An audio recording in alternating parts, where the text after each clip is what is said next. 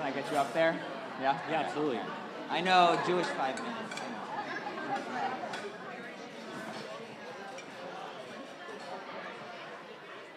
Yeah? Sorry to interrupt. Yeah? You can finish the bite, you know. I'm all right, but it's either left me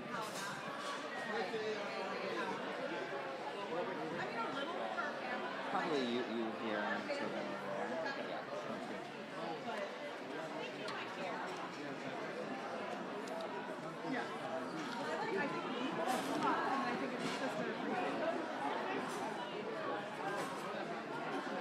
I don't know if I would recognize it.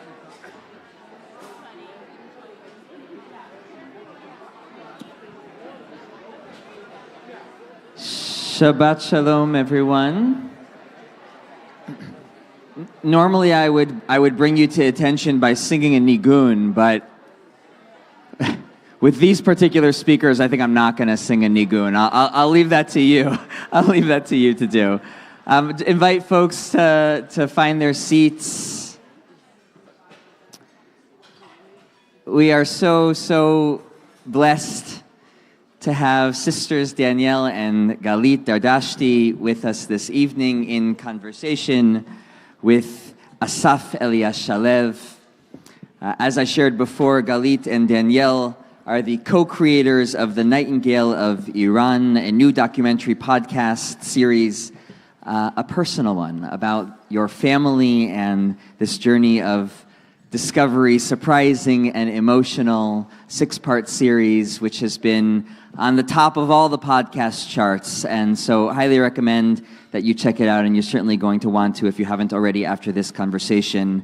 I got to give you a little bio just because these bios are pretty remarkable. So Danielle is an Emmy Award-winning documentary writer and producer, former on-air TV news reporter, and a Story Slam champ who's been on the Moth Radio Hour. Co-author of the Jewish Family Fun Book and leads storytelling workshops all over the world. And welcome. And Galit, Dr. Galit Dardashti, renowned vocalist, composer, anthropologist of Mizrahi Jewish culture. In her new award-winning album, she sings with samples of her famed Iranian grandfather, who you'll hear more about tonight. She's currently a fellow at the University of Pennsylvania's Katz Center. Welcome. And our moderator, Asaf Eliashalev, an LA-based staff writer with the JTA, the Jewish Telegraphic Agency, also a Mizrahi Jew, grew up in the Valley. Is that where most Mizrahi Jews grow up? Okay. And the author of a new book about the Israeli Black Panther movement of the 1970s. Welcome to the three of you, and thank you so much for being here. Thank you. Thank you.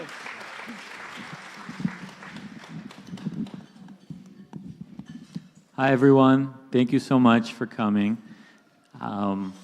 This podcast tells a story that just had to be told, both because of the particulars that are just so fascinating. I mean, the story of how your parents met, I mean, that's not even the main story, and that's just incredible. And because of the universal aspect of it, it really asks questions that anyone could get invested in, questions about identity and about where we come from and who our parents were before we knew them. For me, it gave me a better sense of how I, as a Mizrahi Jew, belong in the American Jewish story. So I really appreciate that. And fortunately for the world, you combined have the perfect skills and sensibilities to tell this story. And I thought my first question would be, how did this project come about? And I do want to ask that, but I also want to know, look, what took you so long to tell this story? Well, you know, we are busy people, and it took a pandemic to kind of shut us down doing a lot of other things that we've done in our lives and have some time to really think and freak out about existential stuff and where we came from and where we belong. And also, Zoom became a thing, and it became easier to talk to people all over the world. And I think it just happened at this time there were so many different things that kind of came together. Do you want to add to that? Yeah, I mean, what took us so long? Okay, well, I'm an anthropologist by training, and I originally thought that I was going to go to Iran.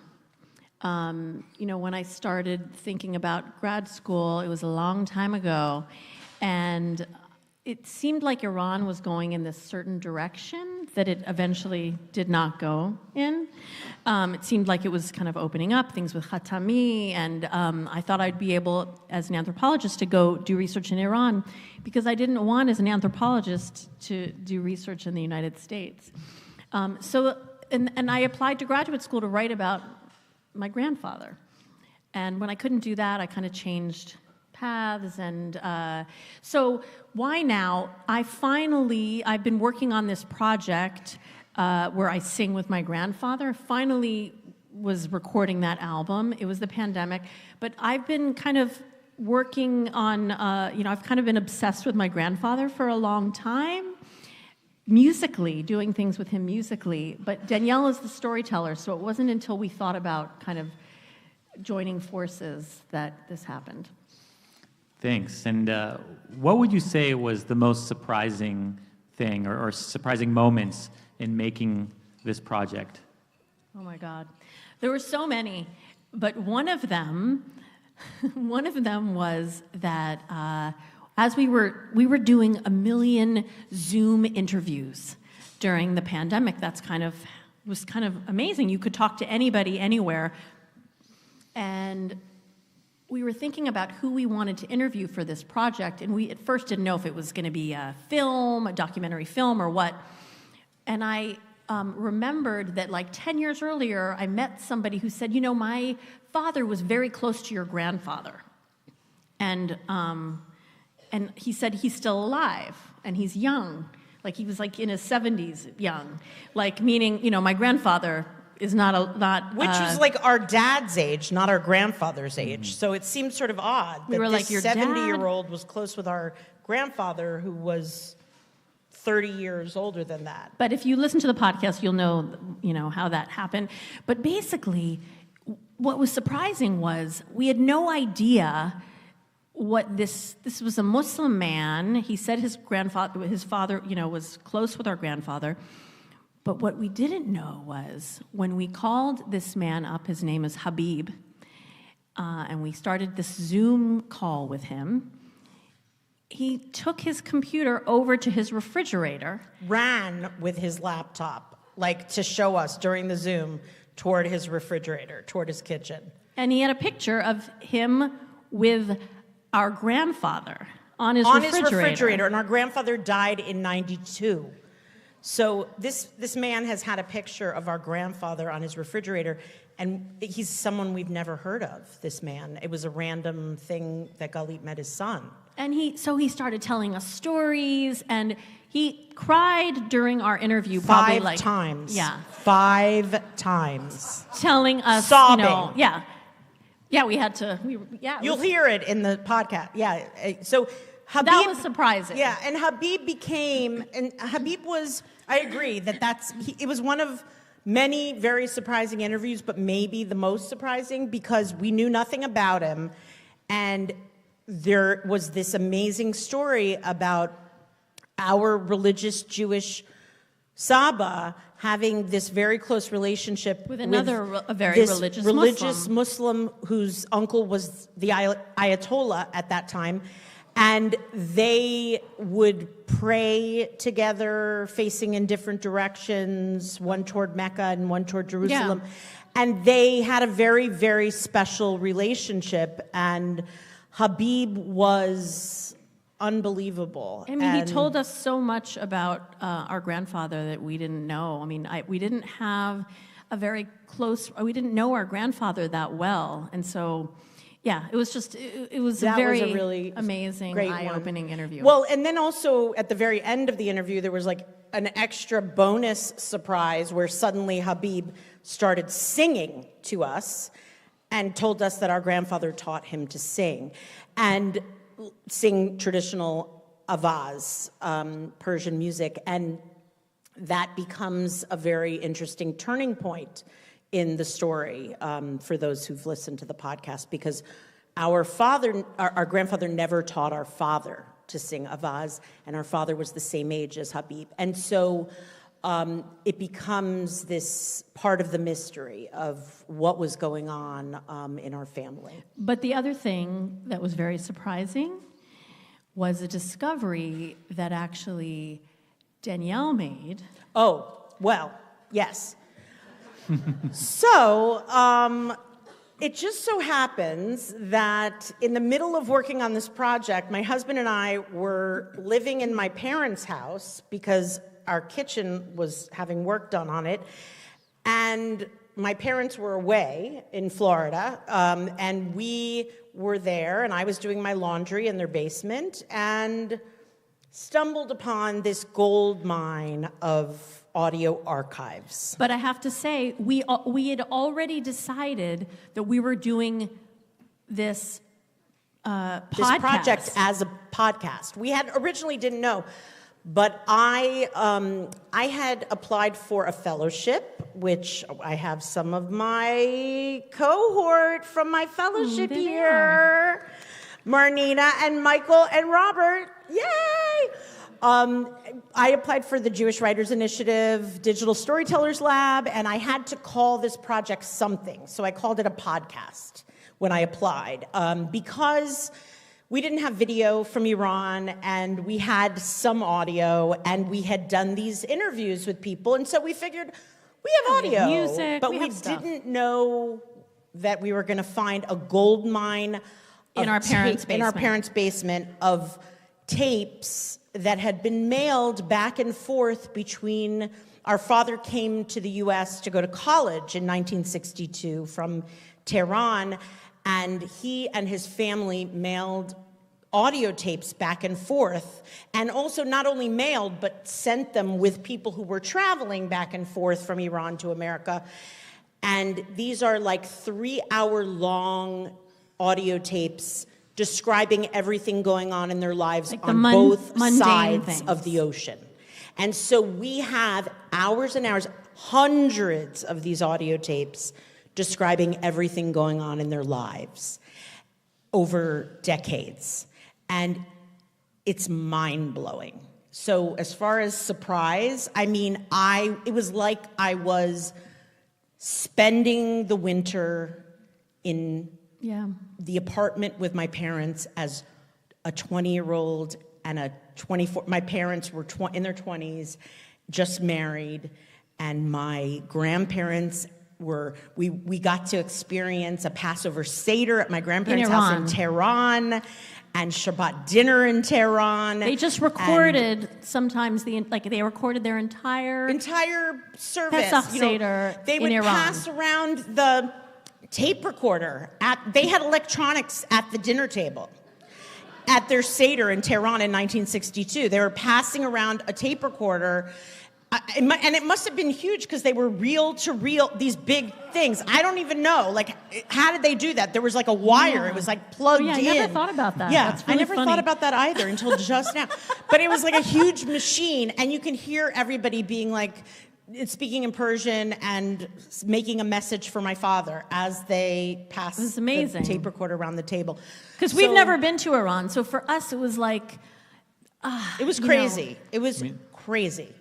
As a fellow storyteller, I can recognize the first surprise as striking narrative gold. The second surprise, I don't think I'm going to get over that for the rest of my life. I'm never going to forget learning about this discovery you made and just. It was crazy, and I didn't know the extent of it when I first made the discovery because, of course, they're on like these reel-to-reel, big, massive things, and so I had no idea what I was going to find on them. But there's like hundreds and hundreds of them, so I'm like, Galit, you got to get over here. And she comes over, and by then we were already making a podcast, so I was like used to like hitting record when so you have like audio of her coming in and me being like, look at this. And it's like, we're like going into the basement. And so you hear that moment in the podcast. And then we get the tapes digitized. And then I just was like, it was unbelievable. I mean, it was truly, we call episode 1 of the podcast the time machine, because it really, Yeah. it felt like that. So, because the stars really aligned in so many instances in the making of this podcast, I have to ask, what have been surprising moments or exciting things since it's come out? What have you discovered in the time since? I mean, I think for me, the surprising thing has been, we get emails and Facebook messages and things every single day, dozens, from people all over the world who are Jewish, non-Jewish. not Jewish, not Persian, In Iran, who are listening. in Sweden, literally everywhere, who feel like the podcast like moved them in such a way that I'm just sort of, it's kind of mind-blowing, but like each person connects with it and this story on a very different level. It's like, one person sends us a 5-page email about their family's immigration story, and it's like they're connecting with us. That's what's been very surprising and amazing, is that people, this podcast, if you haven't heard it, it's very personal. And so when you are sharing something so personal of yourself, people want to tell you their stories. They want to tell you their personal story too, and they feel like we get them. It's not only like they get us. It's like they reach out and they're sort of like, you get me.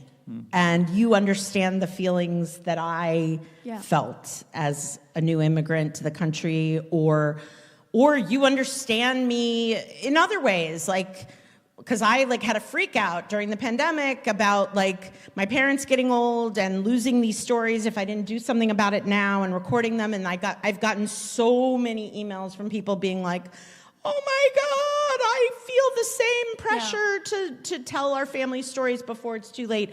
So just that's been really surprising, like how people identify with the story on all different levels. I certainly thought about my own family story a lot and what I can do to learn more about it. What has it been like for your family, having their story told in this way, and for the rest of the world to hear it? Well, first of all, Danielle and I were very nervous about what our dad would think about us telling this story. There were so many parts that we thought might be sensitive, and that, oh my God, are we rehashing some of the stuff that he wants to forget? And so we brought him, which episode was it that we Well, it was actually, it was the pilot. It was the episode 1.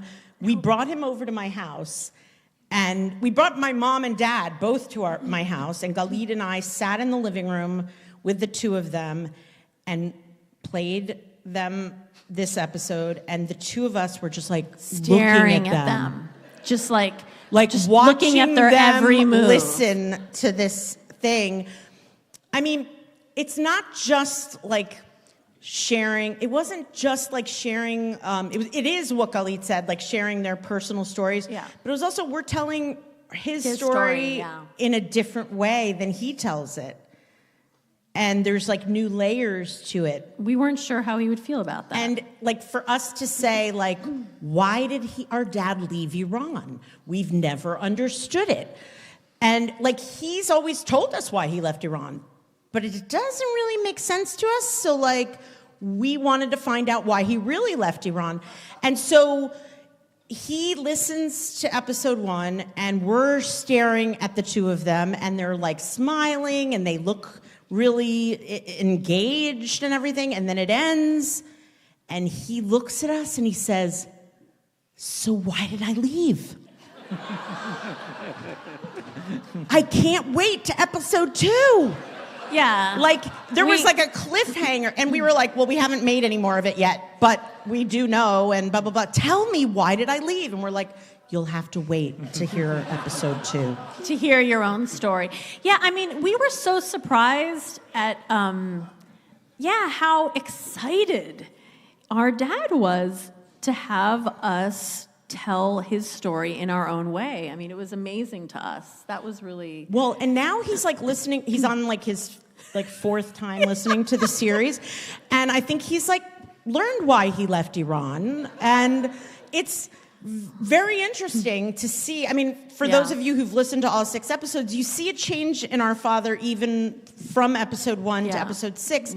And I think he's changed even more since listening to the whole series. You know, when you tell a story for 60 years a certain way, it becomes your story and it becomes the truth. And you don't question it anymore. You don't. And it's not that he was telling us, he wasn't intentionally hiding anything. Right. It just becomes your story. And, well, it's more than embellish. Yeah, but embellish is part of it. But it's, it's what you want it to be. Yeah, how you want to remember things. How you want to remember And we all things. do that in we all do it. ways. And I mean, look, the podcast isn't even necessarily the truth. Right. It's the truth that as we see it. told. And it's, you know, everything is so nuanced. And absolutely. And even like if everybody in this room listened to the podcast, and if you asked every person in this room, like, why did they leave Iran? You might get a different slightly different answer from everybody now, even after you listen to the whole series. For all the people who have not yet listened to the podcast, I want a little comparison so people can understand how big of a star your grandfather was in Iran. Like, who would you compare him to in the United States? Like Frank Sinatra? Like what would be the... My dad does compare my grandfather to Frank Sinatra. Oh, that was a total guess. Yeah, no. Okay. But that's actually the level at that time. Because nowadays, people aren't as big of a celebrity as they were back then. Because there's so many things Because there's so many celebrities on social media. It's different than who's the celebrity on, you know, it's like, it's so, like, there's so many channels of, There used to be just, like, one really, really famous guy. Well, there was only radio, okay? He was a radio star when there was, like, not TV yet. And so eventually, while he was famous, TV came to Tehran, but he had a weekly spot on the radio where everyone would listen to him. It was like the only thing. They shut down, like, you know, Muslims closed their shops when his show came on to listen to his show. And it would be like, oh, guys, we're closing in a few minutes because Dardashti's show is coming on. Hurry up and pick out your shirt, you know. It was that level. And where not everybody had a radio. So if there was like a cafe that had a radio, people would come and crowd around the radio to hear his show or come to a place. But people who had a radio in their home, they'd have people over on Wednesdays at, I don't know exactly what time it was. We hear 7 p.m., we hear 8 p.m., but we think it was on Wednesdays. Most people say Wednesdays. But it was Wednesday evenings on the radio, and people would crowd around and listen. And what has it been like working together? Was your relationship like as close as it seems right now before? How has it evolved? We've always been really close, and we live in the same town. We live 5 minutes from each other in White Plains, New York. We're kind of, this project was so intense that we really didn't have time to talk to anyone else. Ever. And it would be like... we were like, this has been very different, like level of closeness than ever before in every way that you can imagine, as far as like, you know, butting heads and like fangirling over each other. I mean, like we have a lot of respect for each other, but like it was sort of like bring your sister to work day every day for us. No, like, it was like really we never amazing, worked though. together. So like I was like, I mean, I knew that Danielle was talented, but like working with her on this project, it was kind of we were both kind of I was like, blown Mom, away. Mom, Galit's really smart. Like, yeah, like it was just really, really fun and hard. but like also great, because like if you have a fight with a colleague, it becomes like a whole thing. You got to work it out. And with us, it's just like, oh, I forgot we're in a fight. It's like, okay, whatever, and then you move on. But it's like, yeah, it's there's some sort of a We're somehow related. yeah, and so you know, we move just on and no, works out. But it was very cool. It was pretty great. My brother's here. I hope we get a chance to connect on that level. Yeah. Well, honestly, it was, you said earlier about like our skill sets being like a really good fit, and we actually didn't quite realize how good of a fit until we were like in the middle of like it coming out, we were just like, shit, this is like so awesome. Like it was just like all of a sudden it was like, she's so good at so many things that I'm not good at, and I'm so good at things. You know, that it just was like, and we know very different people. Like she knows a whole lot of people in the academic world, in the Jewish world. I know tons of people in the media world. So it was just kind of like a good mix as far as skills, contacts, you know, all that. So it was cool. Very cool. But we also kill each other like a lot. So yeah, We're both very quiet. yeah. I knew We don't her, have I any knew her cousin opinions from about before, it. Yeah. and she fits into the family Yeah. mold. Question for you, Galit. Oh, we were just treated to a display of your talent, and it's not every day that you get to hear Avaz or Tahrir style singing. Can you tell us what that is and how you learned to sing in this way? Yeah. So if you've heard the podcast, you know, we didn't grow up very Persian. So when I would hear our grandfather singing when I was younger, I mean, it was interesting, but very foreign. I grew up as singing my whole life, but not that style of singing. And when I went to do my field work in Israel, which is where I eventually, I write about Israel, and I write about Middle Eastern music in Israel.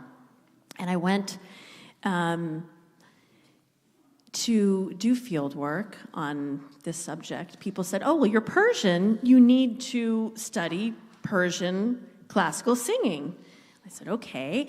And I found a teacher, and he was so excited to be my teacher because my grandfather was Yunus Dardashti. But I couldn't, those sounds, those, you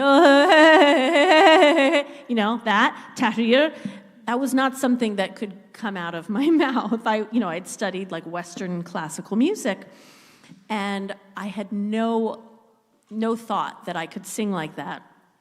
And then at one point, my teacher said to me, you know, it's like crying. And I have a lot of experience crying. I'm very familiar with that genre. And somehow something clicked for me in like my mind body, and I could immediately do that singing at a level that somehow it is hard for a lot of people to do it. It clicked for me, and he was like, well, yeah, you're Yunus Dardashti's granddaughter. That's it's a style of singing that you only have in mostly in Iran, and maybe a little bit in Iraq nearby, Afghanistan, but just in that area of the world. And it's tahrir means release, which I think makes sense when you hear the style. So and my grandfather was very famous for that style of singing. Well, we all felt it. We all felt the release. And a question for you, Danielle. It's easy to connect to our personal stories, our family's stories, but I know you make documentaries, you did TV news, so I know because I'm in the news business too, you're thinking also about audience, you're thinking about how this connects to people. And so I'd like to hear from you, from that perspective, why you immediately thought the story was universal and why you thought a lot of people would relate to it. I don't know if I realized how universal it was when we started out. It was a story that we really wanted to tell for personal reasons and wanted to have told, and that we needed to tell. And I don't know that I realized on the same level as like when I work with a client to help them like tell their story in a way that's going to impact the world.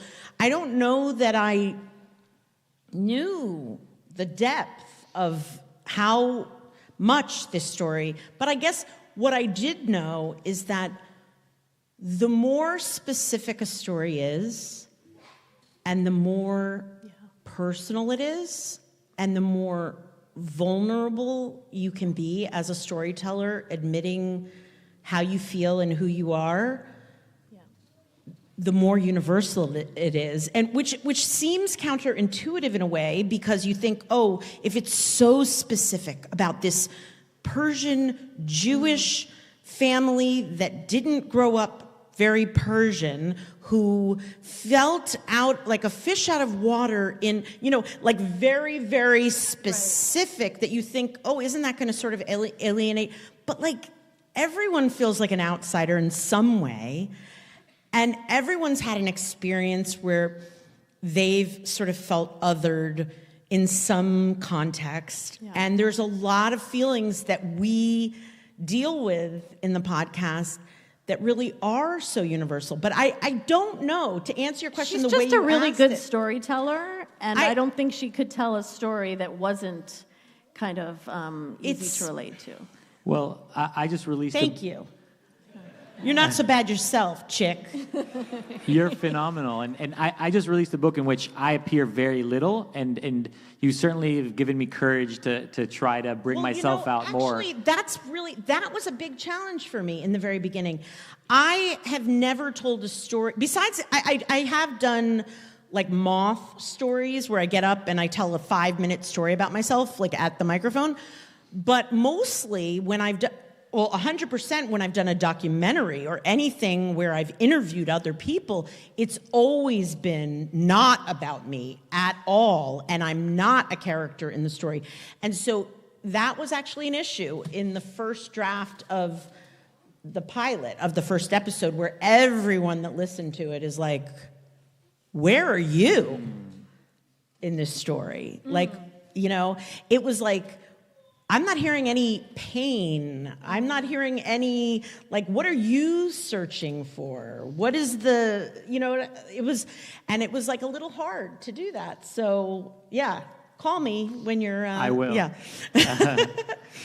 I think so much what you're saying is landing with our audience here. So I'd like to take the time now to open it up for questions. I see a hand right there.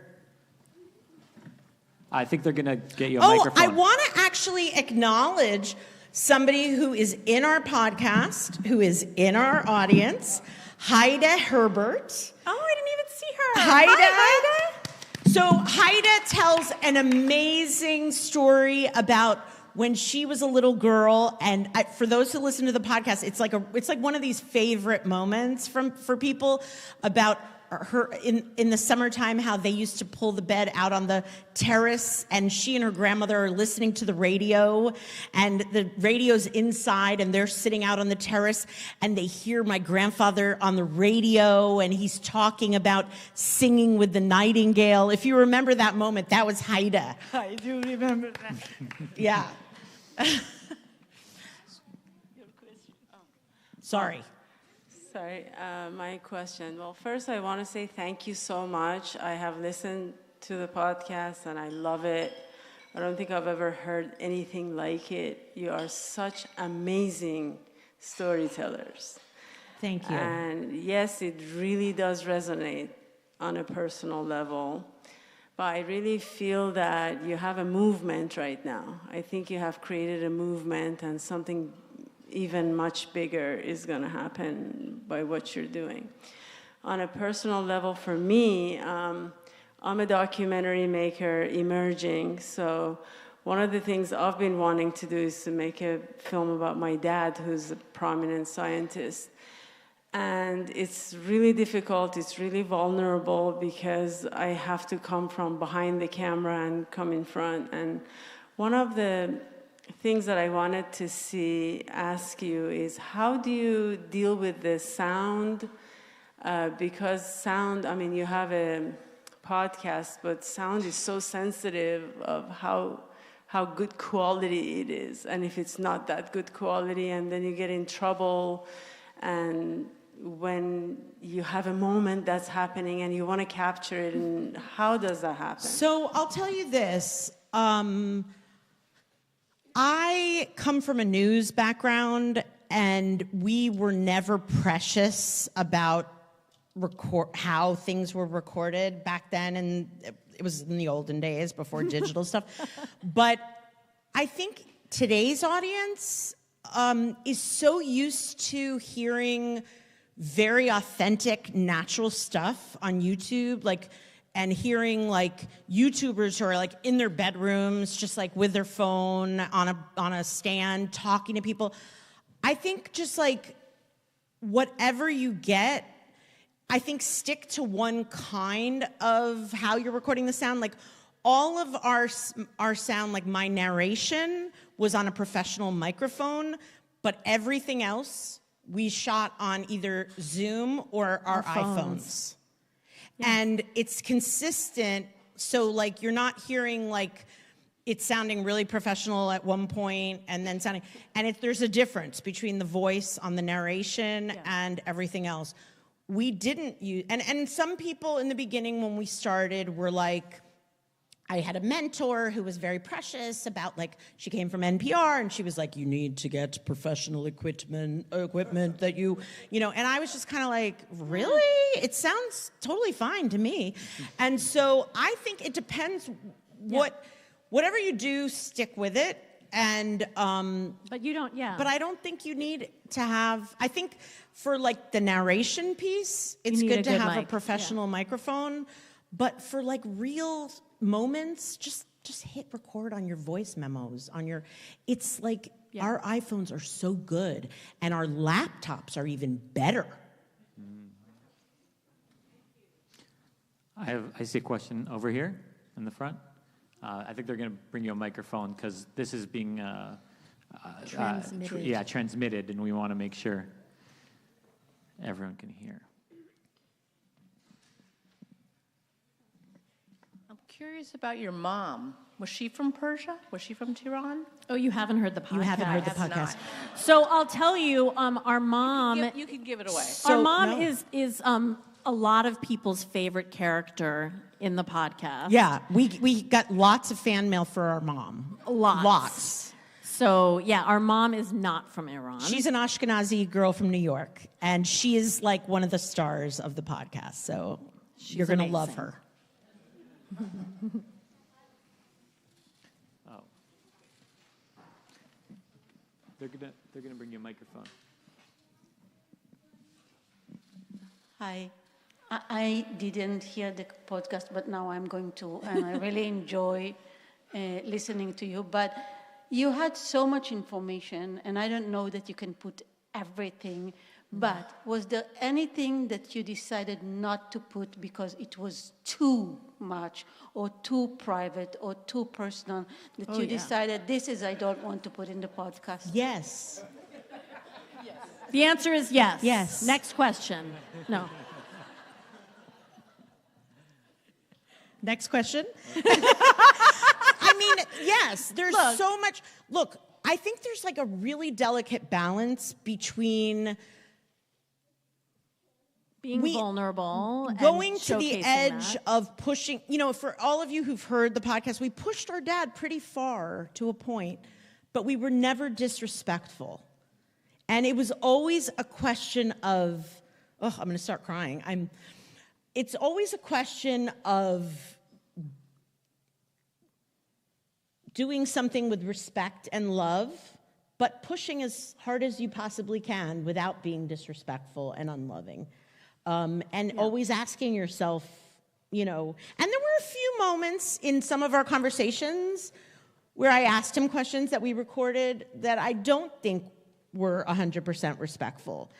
and they're not in the podcast. Yeah, and we had a lot of conversations about what we thought we should include and what we weren't comfortable sharing. Because, like everything, it's a documentary, but you choose what part of your story you want to share and what part you decide you don't want to share.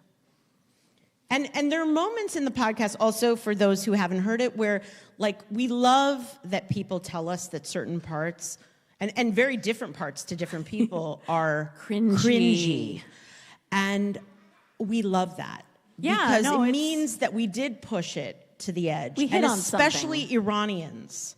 So the Iranians in the audience, you know exactly what we're talking about. And the Iranians in the audience felt it the most. They felt it the most because it's really, the young documentarian who stood up and said, we're starting a movement, it's overwhelming for us because we don't consider ourselves insiders at all in the Iranian Jewish community, and several people have said that to us. But that's partly why we were able to kind of look at the Iranian Jewish community in a different way, is because we're kind of insider-outsiders and more outsiders than insiders. So we're talking about issues in the Iranian Jewish community that really haven't been talked about, really not anywhere. But again, we wanted to do it with respect, but push it to the line where it was not disrespectful, but it was really questioning things in a persistent and straightforward way and interrogating certain things that have just never been really interrogated in that way. You're real truth tellers. Yeah, but trying to be respectful also to the community and our family. I just want to thank you both for doing of what you did. It was an incredible thing that you did. I know for the whole world, but I think especially for the Persian community and especially for the Jewish Persian community, and describing things that really hit home for me. I know I cried a few times listening to it, of why they would look down on people that are singers or cantors, and really hit home. And it was inspiration for my children that they want to make some kind of documentary just for us, but it was a great inspiration. So thank you so much. That means a lot. And I really honestly, if we can inspire people to tell their own family stories and just literally hit record on their iPhones and just record the people they love, that's a lot. Honestly, that's a lot. We have time for one more question. I think I saw your hand up for a while, so.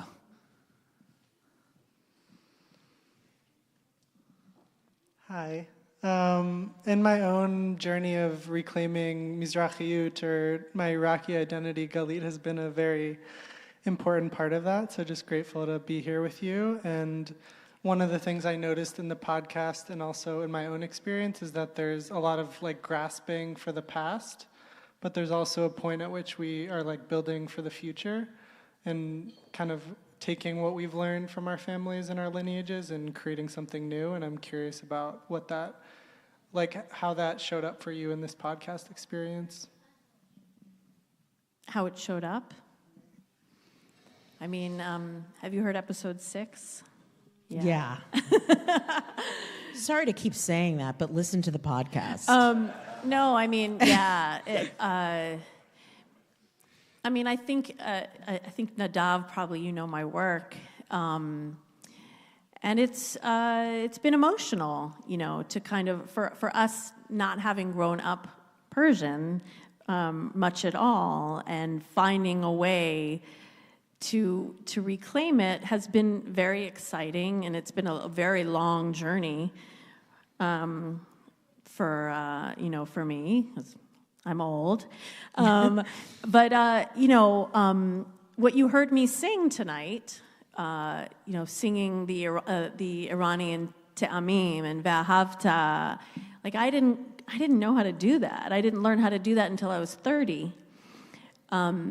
And when, I came back from my field work in Israel and connected to Mizrahim in Israel, and realized how disconnected I was really only then kind of doing my field work on identity on Mizrahim in Israel. And